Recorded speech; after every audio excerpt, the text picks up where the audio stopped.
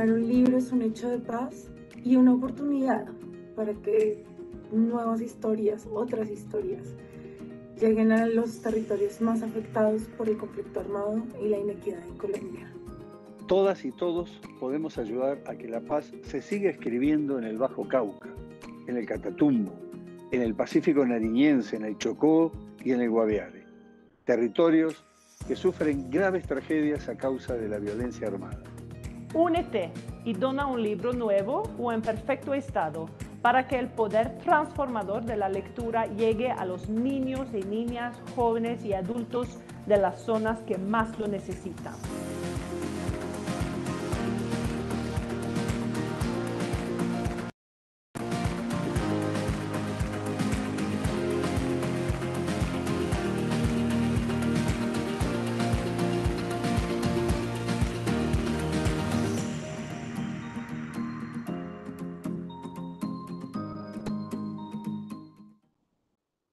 Bienvenidos a la Feria Internacional del Libro de Bogotá. Imaginemos y vivamos juntos esta historia. Buenos días, nuestros queridos oyentes de la Feria Internacional del Libro de Bogotá. Apidama Ediciones, SAS, se permite ahora presentar 3 poetas del nuevo milenio. Esa colección original con la cual se inició Apidama Ediciones en el 2002. Especialmente fue creada para la publicación.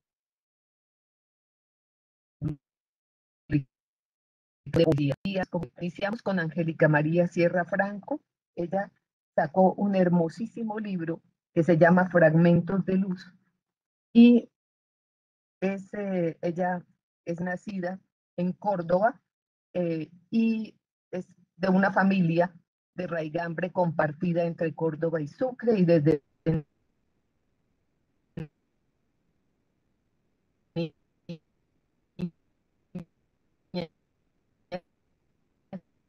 inclinó por las artes, la pintura, y le importieron abundar en la palabra y tener una visión más cercana de ella. Es arquitecta de la Corporación Universitaria del Caribe, se graduó con honores como magíster en hábitat de la Universidad Nacional de Colombia y actualmente es profesora en el campo de diseño y hábitat de esta corporación. Bueno, creo que es el momento en que ella nos cuente cómo inicia la escritura, cómo comenzó a escribir. Angélica María. Hola, muy buenos días a todos los que nos escuchan. La escritura, la verdad, creo que inicia como una necesidad de expresión, una necesidad que todos llevamos dentro, pero que muchas veces no nos damos cuenta cómo hacerla emerger, cómo hacerla nacer desde dentro de nosotros. Y bueno, mi inicio en la escritura nace de hacer ese salto, un salto que no es a la palabra, sino al silencio. Y cuando salto al silencio, emerge la palabra. Y no sé si nace la palabra en mí o más bien yo me nazco en ella. Entonces, la poesía a veces lo busca a uno y ella es la que lo obliga a uno, casi que le pone un revólver y lo obliga a escribir. Uno no es el que se hace poeta, la poesía lo busca y habita en uno y hace que fluya. Yo creo que eso te ocurrió a ti. sí, completamente así como acabas de describirlo. Es como una posesión, ¿no? Como uno empieza a hacer casa de la poesía. Así es. Bueno, dinos unos poemas. Bueno, muchísimas gracias. Este libro, Fragmentos de Luz, es un libro que está dividido en 4 fragmentos, como su nombre lo dice.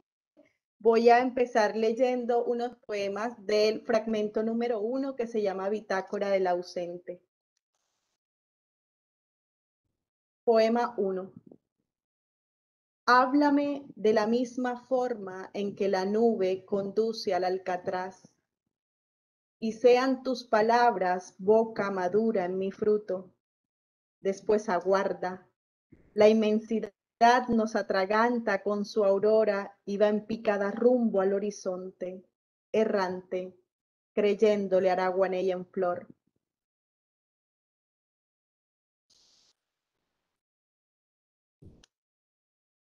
Poema número 3.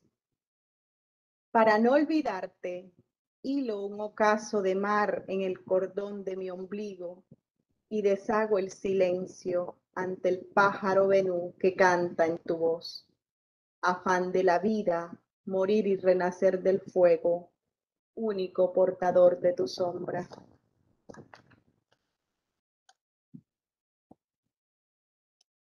Cuando el vuelo no sea estancia de la rama y la tierra no haya descanso, cuando solo ruido luminoso sea la tormenta y los surcos yermos cicatrices de otros cuerpos, la hoja caerá sobre el río de aguas insistentes. Juntos, el mar será nuestra conquista. Bueno, tú tenías 2 libros anteriores a esto, Claroscuro y La danza entre los árboles, pero eran libros virtuales, ¿no? Que podías bajar por la red. ¿Cómo ha sido la experiencia con este libro? Tener el libro físico, poderlo coger, dar a los amigos. ¿Qué has sentido con esta experiencia nueva? Bueno, han sido 2 experiencias muy gratificantes porque la verdad es que en este mundo de la virtualidad que nos rodea en este momento, ¿no? En donde lo digital se volvió casi que la presencia, incluso creo que ya no nos concebimos sin lo digital, pero tener el libro, o sea, hacer físico, como un sueño, es como parir un hijo, ¿no? Y verlo entre tus brazos y poder apreciar como de alguna manera esas palabras colocadas en el papel, tomando forma, ese objeto ocupando parte de la casa, no solo de la nuestra, sino de la del otro. Entonces, el libro también se convierte en un objeto de presencia, en un objeto que cada vez que lo vemos en la estantería, pues nos recuerda a alguien, nos remite a sensaciones, a emociones. Entonces, claro, para mí tener un libro físico era un sueño, pero por esa red que se teje de la presencia objetual, ¿no? Bueno, soy arquitecta, entonces para mí lo material es muy importante. Eso que podemos tocar también se vuelve importante, ¿no? Nos condiciona, se dispone, nos llena de emociones el espacio. Y también la poesía ha sido una lucha interior tuya primero, por no sacarla y luego cuando se te impone es la lucha porque ella empieza a salir de ti y a brotar. Entonces, cuéntanos un poquito sobre esa lucha interior.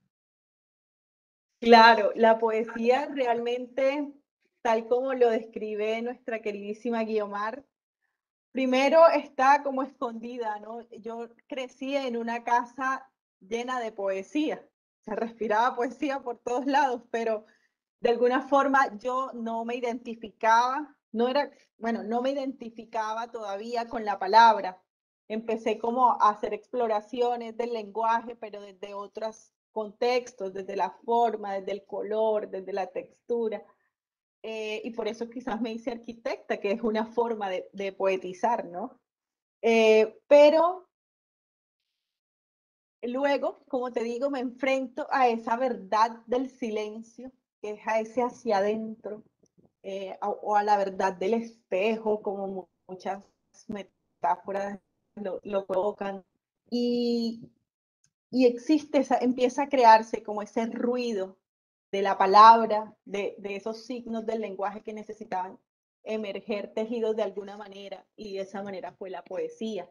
Luego, cuando la palabra ya se nace o me nace, cuando la palabra me nace, entonces, claro, viene otra lucha, que es la lucha de lo que está detrás de la palabra, que para mí fue una lucha muy importante, porque yo empecé a ver en algunas ocasiones de mi vida la palabra como una impostora, la palabra como una impostora, como una máscara. Yo la empecé a ver como que la palabra que nombro no es lo nombrado. Entonces, ¿dónde está lo nombrado? ¿Qué es lo que está detrás de la palabra? Y fue donde entendí la poesía, porque entendí la poesía desligada del poema. sea, entendí el poema como la forma de materializar, pero entendí la poesía como la forma de vivir. Entonces, claro, entender eso también es una lucha. Muy complejo, muy difícil. Sí, Claro, sí, porque son etapas, y son etapas de lucha y son etapas de crecimiento y de abordarse a uno mismo, en ese encuentro contigo misma. ¿Quién eres? ¿Para dónde vas? Todo eso que uno se pregunta tantas veces, pero que eso te ha ayudado, me imagino, a clarificar tu camino, ¿no? claro, uno va encontrando su propia voz, ¿no? Ujú. Uno quizás comienza montado en otras voces, en todo lo que uno lee, en todo lo que a uno le influye. Yo, por ejemplo, estaba montada en una voz muy fuerte, que es de hecho la voz de mi padre, y así uno empieza es como la metáfora del árbol. Uno a veces está en el árbol, en la sombra del árbol, y uno está muy cómodo y todo es muy chévere, pero también es necesario treparse al árbol, ¿no? Para poder desde la copa del árbol tener como una visión mucho más amplia del horizonte, del paisaje. Y de alguna manera ese crecimiento de esa voz propia también cuesta, ¿no? También cuesta porque tienes que ponerla a los ojos del lector, porque tienes que evaluarla, porque tienes que repensarla, o sea, no es como que simplemente vas por la vida gritando, sino que tienes que ser responsable con esa voz que te identifica, ¿no? Bueno, vamos a pasar ahora a la presentación del libro de Andrea Naranjo Merino, Al lado del trueno, otro muy, muy bello libro de poesía que ella, luego de muchos años de estar silenciada, porque ella lleva ya bastante tiempo en la poesía, retoma y se decide a sacar su libro. Andrea estudió Derecho en la Universidad de San Buenaventura de Cali y obtuvo un magíster en Artes Liberales de Middlebury College en Estados Unidos y actualmente está radicada allí en los Estados Unidos. Es profesora de español en distintas instituciones. Ha participado en lecturas de poemas en la Feria Internacional del Libro de Bogotá, en el Encuentro de Mujeres Poetas del Museo Rayo y en otros eventos. Ha publicado los libros Espejismo, que fue Gran Premio Ediciones Embalaje del Museo Rayo en Roldanillo en 1998, El Sol Izquierdo de la editorial Alebrijes de la Ciudad de México en el 2018 y fue ganadora del Gran Premio Ediciones Embalaje del Encuentro de Mujeres Poetas Colombianas del Museo Rayo. Entonces, ahora, Andrea, cuéntanos un poquito cómo ha sido tu desarrollo como poeta. Sí, buenos días a ¿Cómo todos, muchas gracias por esta invitación.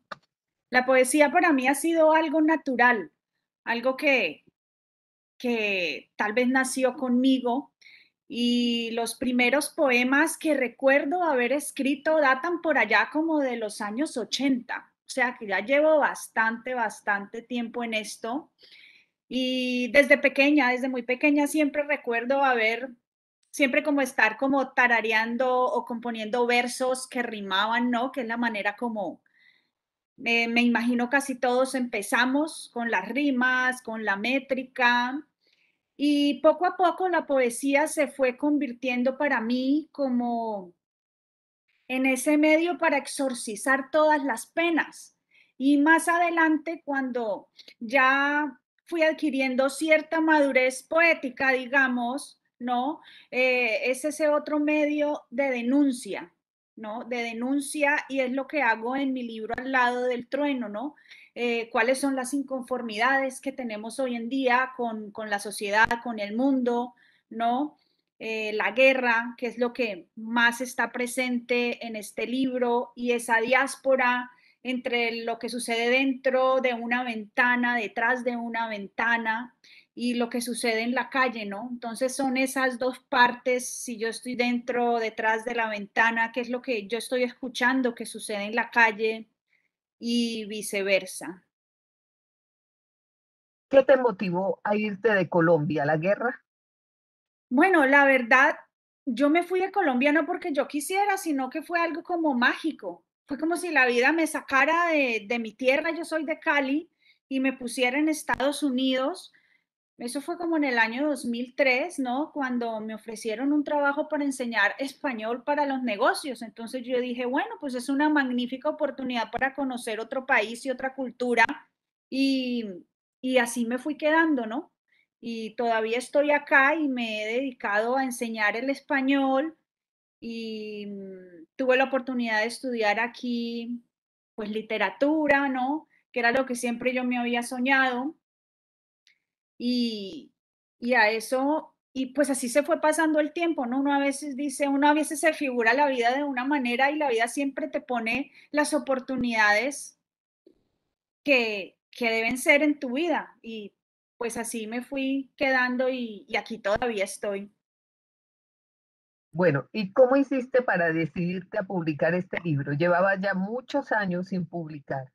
Sí, llevaba mucho tiempo. La verdad no publico mucho. A veces publico alguna que otra cosa en internet, pero es como que este libro lo escribí entre el año 2018 y 2020 y de repente como sentí esa necesidad de que, bueno, si yo estoy denunciando algo, pues ¿por qué no compartirlo con otras personas? Y como que no me sentía al principio muy segura, pero pues encontré en Apidama Ediciones un apoyo infinito, un apoyo inmenso y como que dije yo, bueno, sí, entonces a lo mejor sí, este es mi camino, publiquemos, ¿no? Y miremos a ver qué pasa con toda esa guerra y todo ese rojo y toda esa, sí, todo ese fusil y esa sangre que hay en estos versos. Bueno, léenos un poquito de tus poemas para que nuestros oyentes escuchen de lo que estás hablando. Vale. Voy a empezar con un poema muy corto. Mis poemas son cortos en general y este se llama A la hora de la guerra. A la hora de la guerra, los noticiarios alientan el grito del alma. El gobierno se convierte en un muro enorme donde los soldados van dejando al paso sus sueños. El segundo poema se titula Falso positivo, también es muy, muy cortito. Es falso. El testigo lo negó. Nadie pudo creerle. Sin embargo, el gorrión volvió a cantar en la alborada.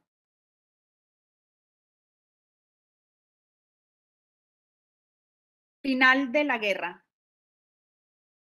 Su mirada triste anunciaba el final de la guerra. Se detuvo en medio del campo e imaginó que de nuevo contaba lilas a la luz de su inocencia. Y para terminar este tercer poema que se titula Tierra, polvo y soledad. Otro designio se acerca a la mesa y mientras la familia desayuna, nadie se da cuenta que trae la maleta llena de recuerdos, los ojos tristes de la guerra. El designio tiene siempre el color, tierra, polvo y soledad. Gracias. Bueno, cuéntanos cómo ha sido tu participación en el encuentro de mujeres poetas del Museo Rayo, porque tienes el gran premio de poesía de ese encuentro. Sí, los encuentros de mujeres poetas en Roldanillo ha sido una de las cosas más maravillosas que me ha podido suceder. Yo empecé a participar en los años 90 más o menos, como 95 tal vez, 96.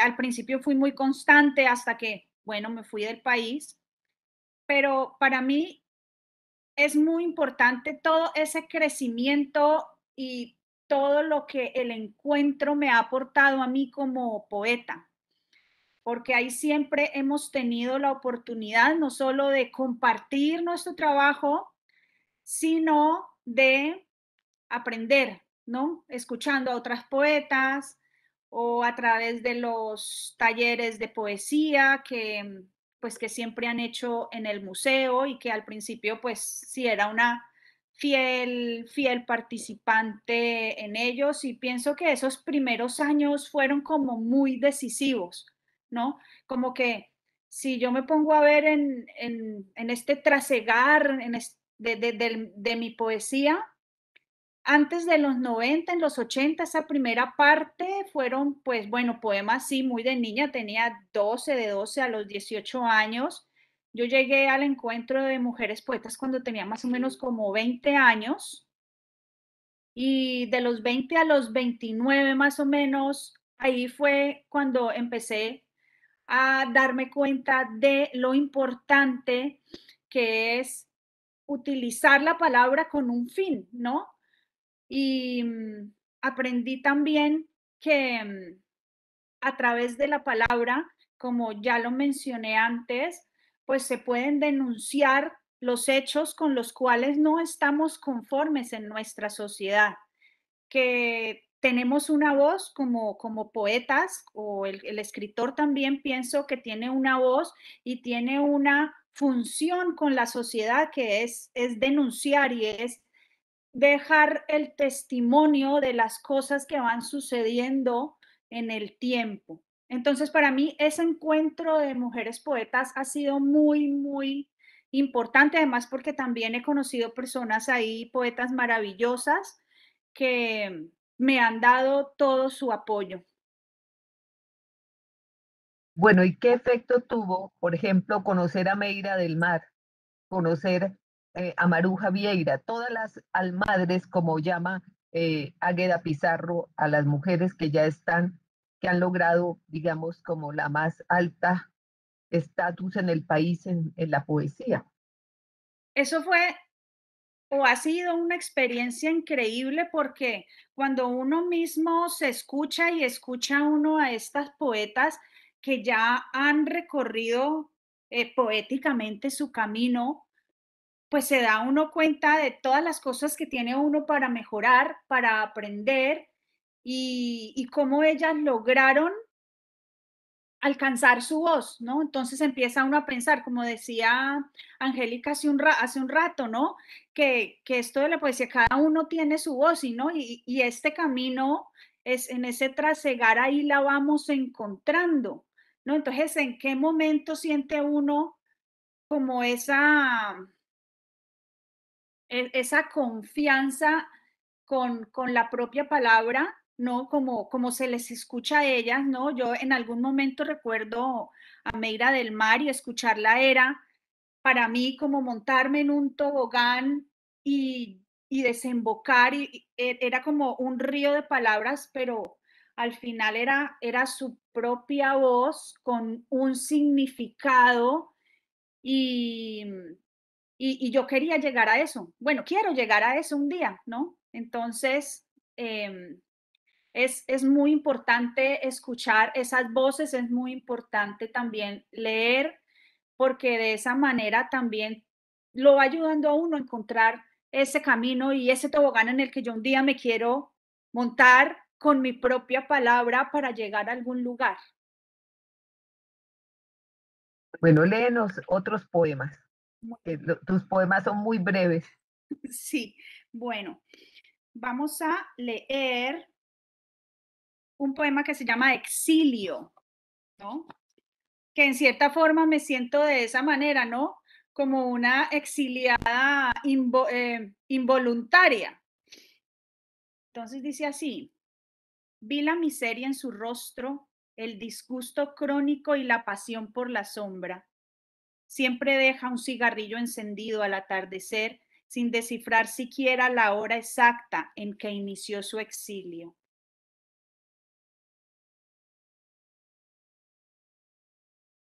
Periodista.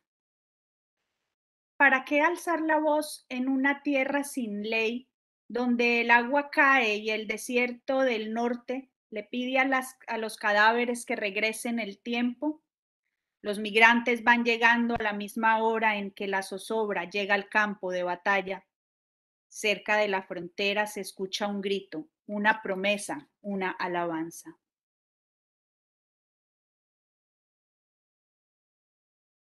Recuerdo. Has cantado al despertar la última canción del repertorio mientras yo seguía ahí, sin el asombro de otros tiempos, callada, inmersa en el pasado, en la última estación que se repite en los sueños y en el sonido del tren que llega y luego se marcha. Tú también te has silenciado, te quedaste mirándome enfrente de la mesa. Me recordaste el mar y el limo de la marea mientras se va alejando. Y bueno, voy a leer este poema que tiene el título que lleva el libro Al lado del trueno. En el parque, una casa abandonada me recordó el sueño de las noches de lluvia. Yo, exaltada, entre los amaneceres extintos y el canto del agua, abrí la ventana y me senté al lado del trueno a escuchar su lamento. Gracias. Bueno, ahora Julio Sierra Domínguez. Julio ya es un veterano en esto de la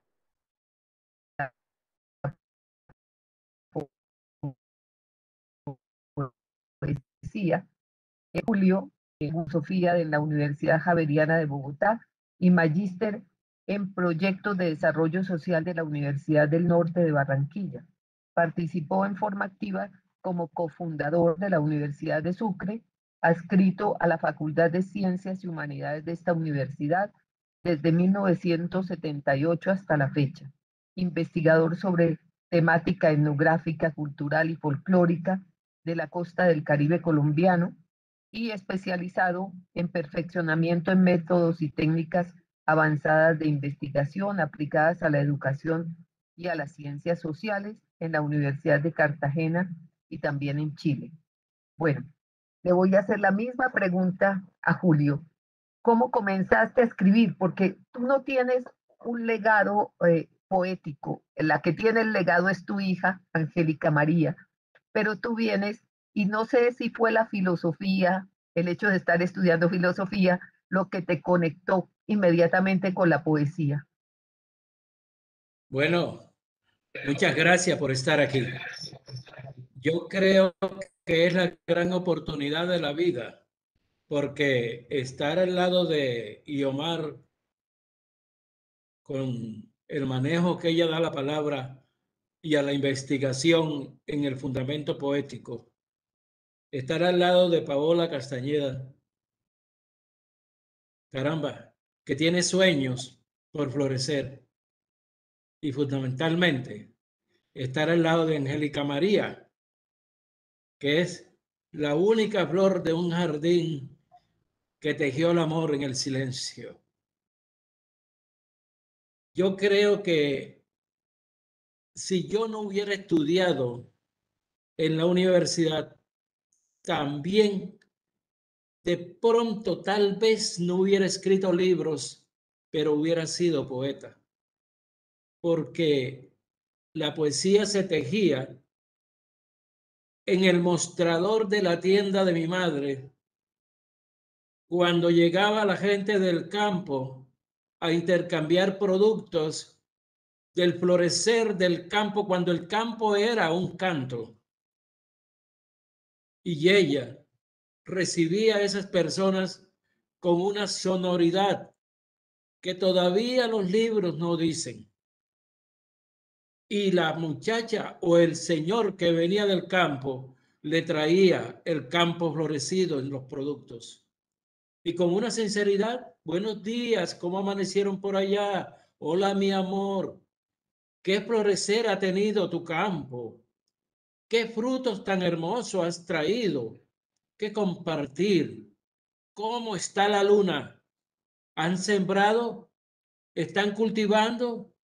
Y de ahí empezaba un canto y una sonoridad, un tejido de palabras entre personas que tenían una característica fundamental como mi madre.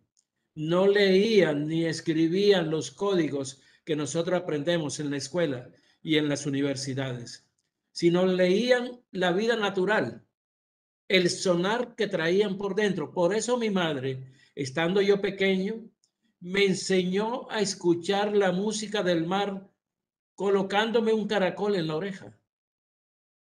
Colocaba el caracol y me decía, mi hijo, escuche la música del mar, escúchele la voz al mar. Y me colocaba yo el caracol y el sonido era tan de tanta agudeza. Me decía tanto que yo le decía, mamá, estoy escuchando el mar, como si lo estuviera descubriendo ahí en la sala donde ella me estaba hablando.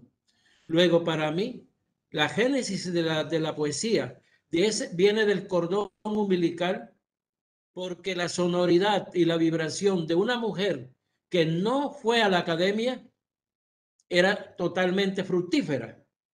Y a mí me quedó eso en el oído. Por eso yo soy más sonoro que visual. Me quedó eso en el oído, como la canción de la Juana Domínguez. Y mi padre, que era jocoso, pues completaba. Tanto es así que mi madre tenía la tienda y cuando a ella la llamaban, señora Juana, ella decía, ya voy, ya voy. Entonces mi padre, que oyó más de 5 veces eso, cogió una tabla y le escribió, tienda, ya voy, ¿sí? Y caracterizó la tienda, así. O sea que eran ingeniosos por sí solos. Y para mí eso fue una matriz enorme.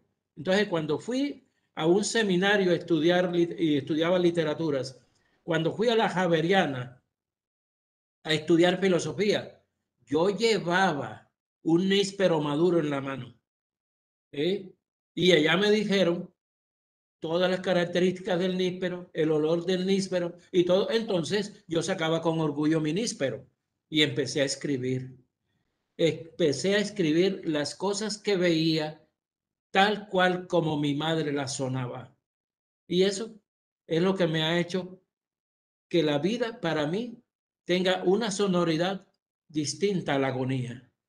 Y por eso espero que el olvido nunca será una página de la vida mía.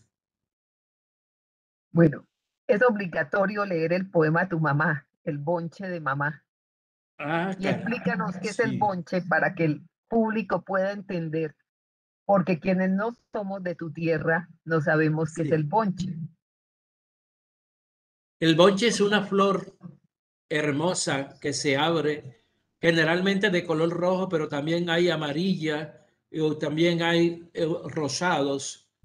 Y ella prefería el bonche de color rojo.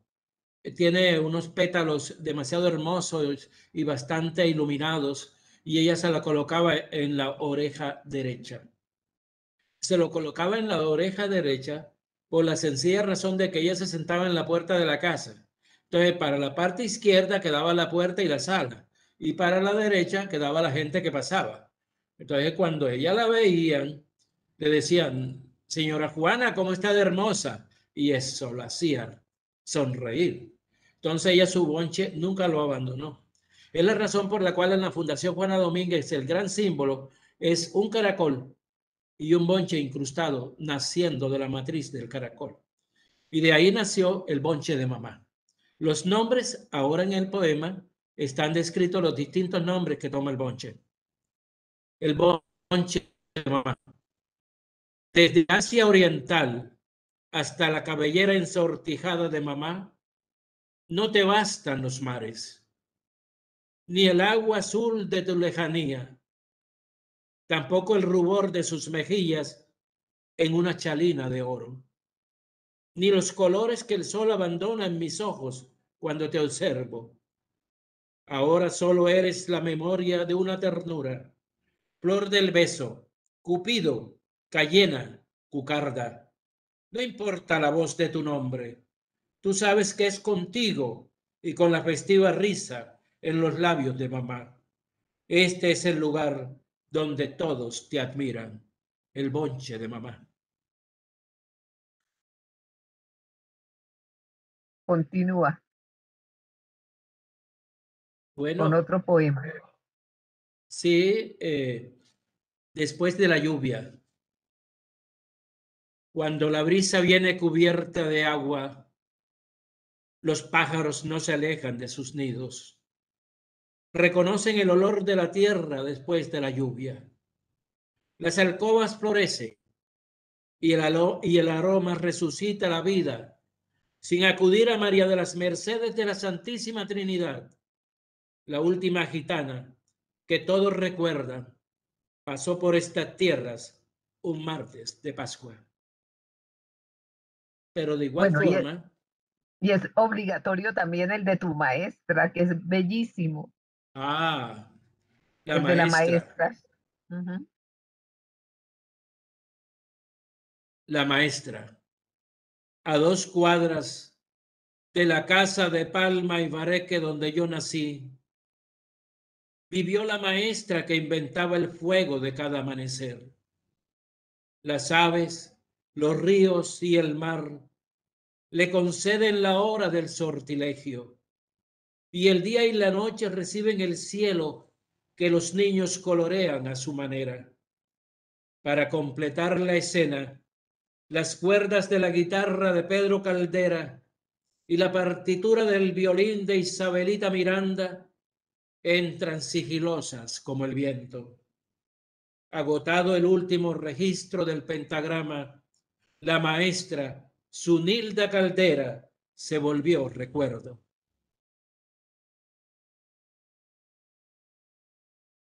Bueno, Continúa y la lectura. aquí, bueno, para compaginar un poco y para dedicarlo a Paola Castañeda, que me habla del exilio, y yo le alerto en lo siguiente. Andrea Naranjo es la que te habló del exilio.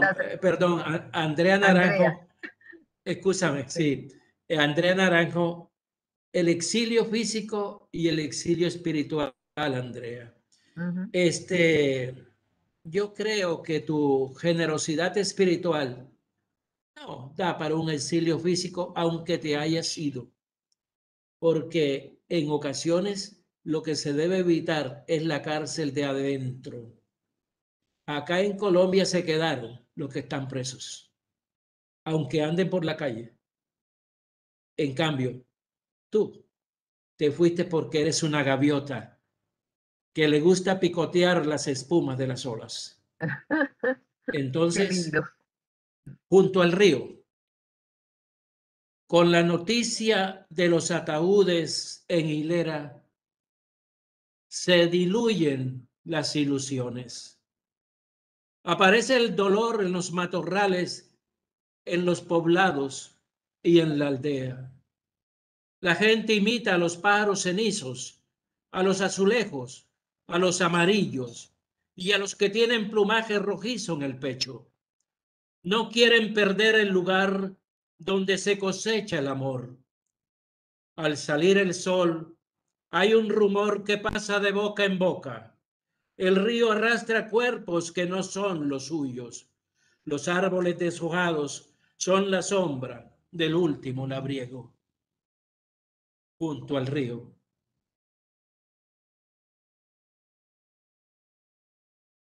Después de la lluvia, corazón al viento. Después de la lluvia viene una fiesta con la luz sonora de las hojas recién bañadas. Pero el habitante de la aldea no reconoce el canto de la luna en el agua, ni al sol ardiente que se hace añicos en la playa. Tampoco una flor pariendo nísperos. El verano le secó los recuerdos. Y cuando se mira en un espejo, se pellizca creyendo que aún escucha el corazón del viento. Muy bello. Háblanos un poquito de esa biblioteca Juana Domínguez, de lo que tú has hecho en Sagún, ese regalo que le hiciste a tu pueblo de una gran biblioteca y una biblioteca para niños. Bueno, la biblioteca Juana Domínguez es un parto de mi madre después de haber fallecido.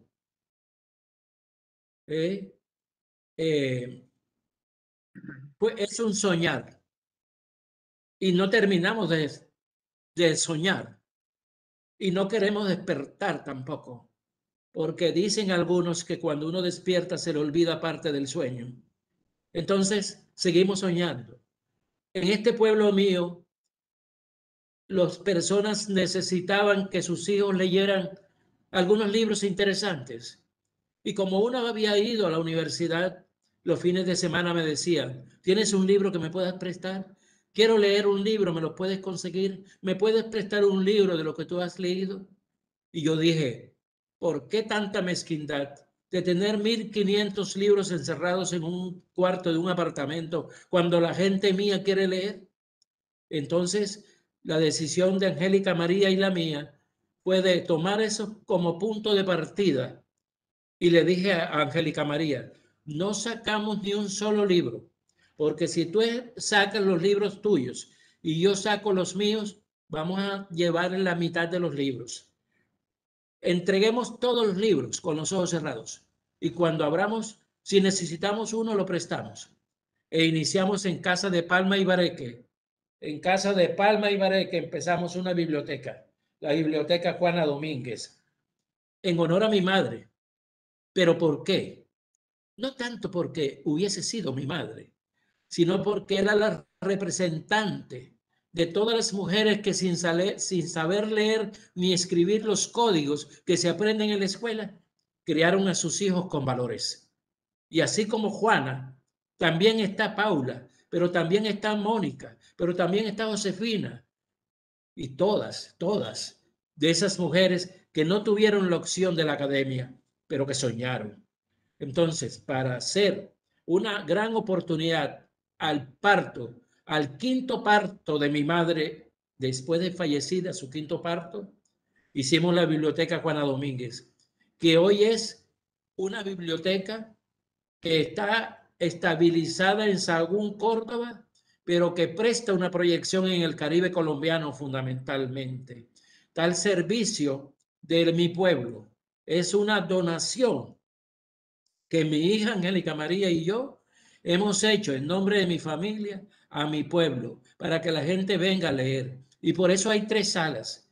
Las salas de soñar, donde puros niños vienen a leer con almohadones, esteras, sillas pequeñas, se tiran en el suelo, cogen los libros, consultar e investigar para que las personas mayores, si van a escribir algo, van a tomar alguna nota, hay una mesa, y conversar y recrear para que las personas que no saben leer los códigos que ustedes y yo sabemos puedan tomar libros y hojearlos, porque hojear un libro es leerlo también. Y ellos conversan y ellos comentan el libro sin saber qué dicen las páginas, pero toman las figuras.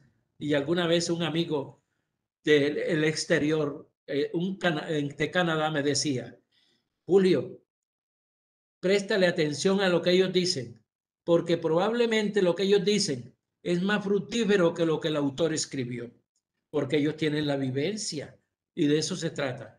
Hoy tenemos más de 8.000, 9.000 volúmenes al servicio de mi pueblo, al servicio de mi gente y fundamentalmente al servicio de los niños que se levantan, con una frase que tenemos acuñada para la biblioteca. Por un solo niño que lea, vale la pena, vale la pena. Entonces, no nos interesa sino que los niños vengan y por uno solo que entre en la biblioteca funciona totalmente para él. Aún más, recientemente una señora me dijo, quiero llevar mi niño a la biblioteca. ¿Cuál es su horario? Yo le dije, señora, el horario oficial es de 2 de la tarde a 6 de la tarde de lunes a viernes. Pero si su niño quiere venir a la biblioteca, que toque la puerta, porque ellos tienen la llave. Los niños pueden entrar aquí y les dije, como cuando les dé la gana. Y de eso estamos. Si nosotros abrimos la oportunidad de la matriz de un libro a un niño, evitamos que Colombia se siga confundiendo. Qué lindo. Bueno, léenos otros 2 poemas, otros 2, 3 poemas. Bueno, vamos a leer este que tenemos aquí.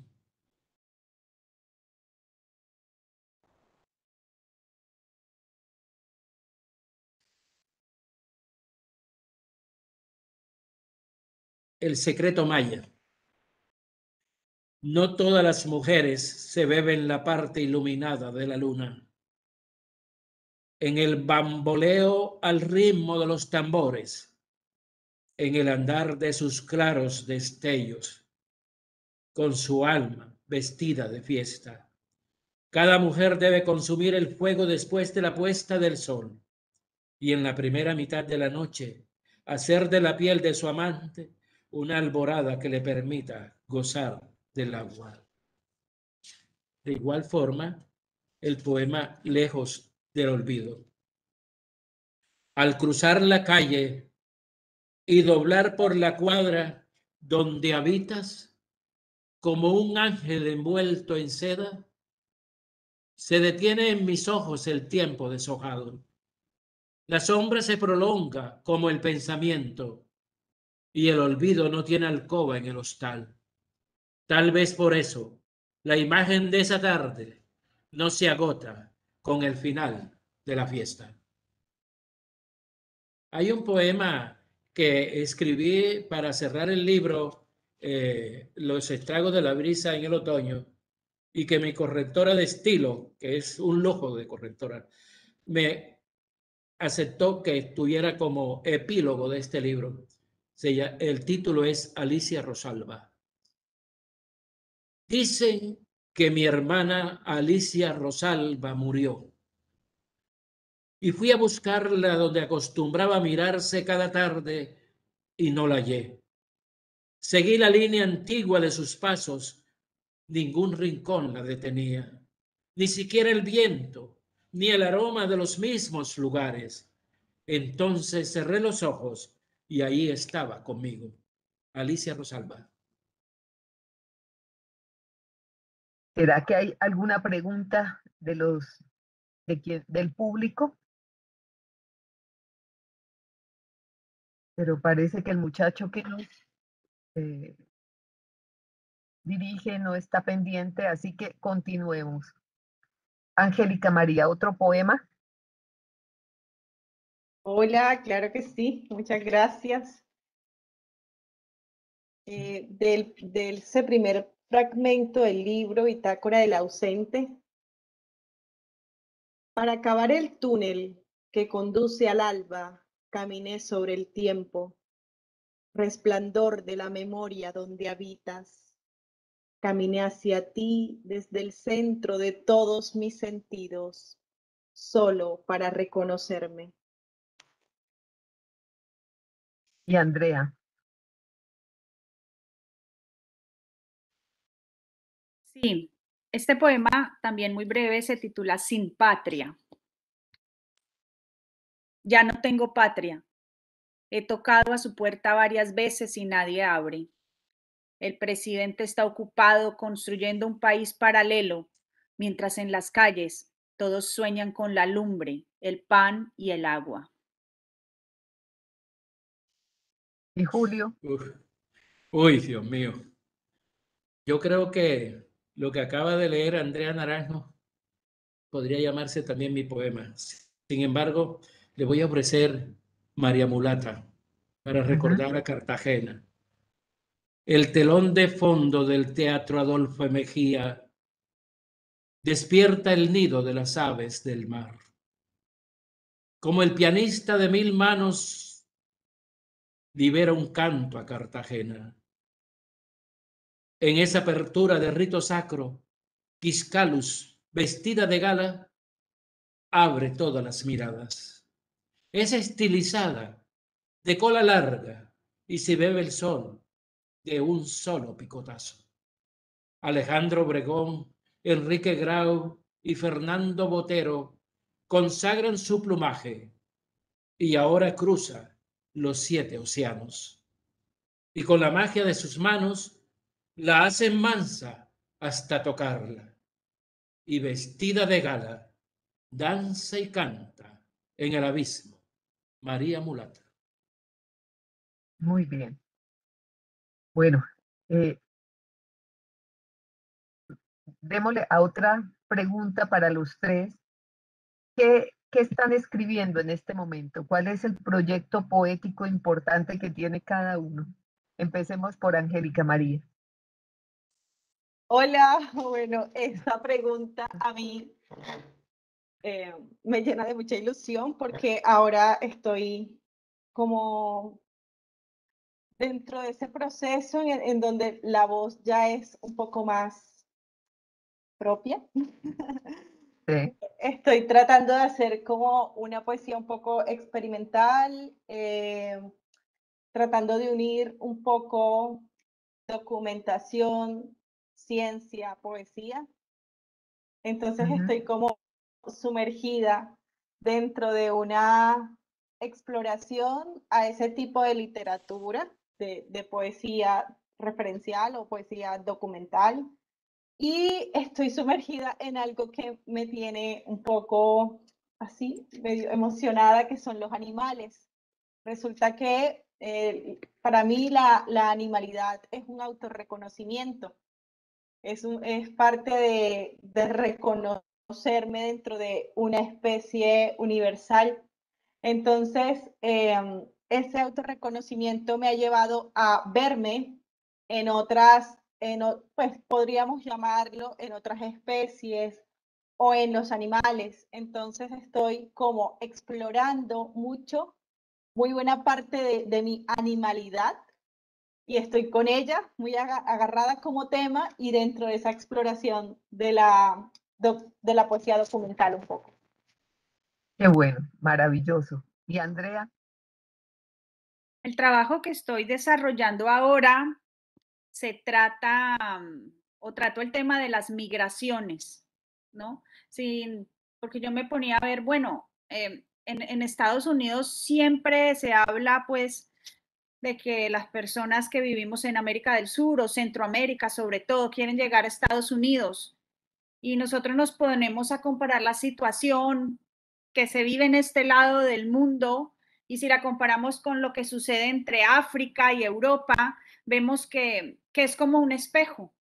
Entonces me llama mucho la atención el recorrido que hacen las personas del sur, que tienen que caminar, llegan al agua, ¿no? Entonces en el caso de África, Europa, tienen que cruzar el Mediterráneo en esas pateras donde se meten un montón de personas y terminan muertos la mayoría de las veces en el fondo del mar y veo lo que sucede en este otro lado donde vienen caminando de Centroamérica, toman el tren de la bestia o el tren de la muerte en México hasta llegar al Río Grande, donde tienen que cruzarlo y ahí también suceden muchas cosas. Entonces vemos que las migraciones es un tema universal y las naciones veo que no tienen como unas políticas claras para ayudar a los migrantes, ¿no? Migraciones nos ponemos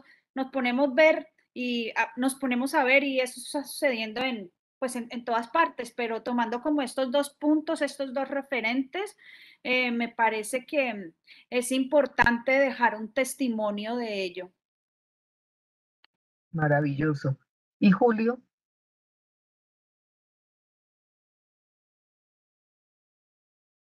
No se te escucha. Si dejara de escribir, ese día moriría. Es un imperativo categórico en la vida mía. Entonces tengo, pensando en voz alta, un acumulado de frases casi que como fundamento socrático de enseñanzas, pero haciendo una labor de investigación etnográfica. Estoy ya dándole cuerpo a los destellos sobre la mar callada, que es investigación etnográfica para que la historia de América sea escrita por los americanos, para que la historia aborigen nuestra no las traigan empaquetada de otras partes, para que el vencido tenga la palabra y no solamente la voz del vencedor entre comillas, ¿sí? Porque la gente cree que cuando se llenan los bolsillos de oro se llevó la vida y vamos a ver que lo que se llevó fue el egoísmo y la aniquilación. Preparando con mi casa editora también una antología que vamos a sacar de la poética y un libro sobre tertulias y entrevistas que hemos desarrollado en el lapso de estos tiempos, más en estos tiempos virtuales, cuando hemos sido cooperadores de la gran gestión de la cultura en el mundo. Bueno, qué bueno. Qué bueno, pero todavía no nos ha salido el avisito de los 5 minutos, así que podemos hacer otra ronda de poemas, empezando por Julio. Ah, maravilloso. Bueno.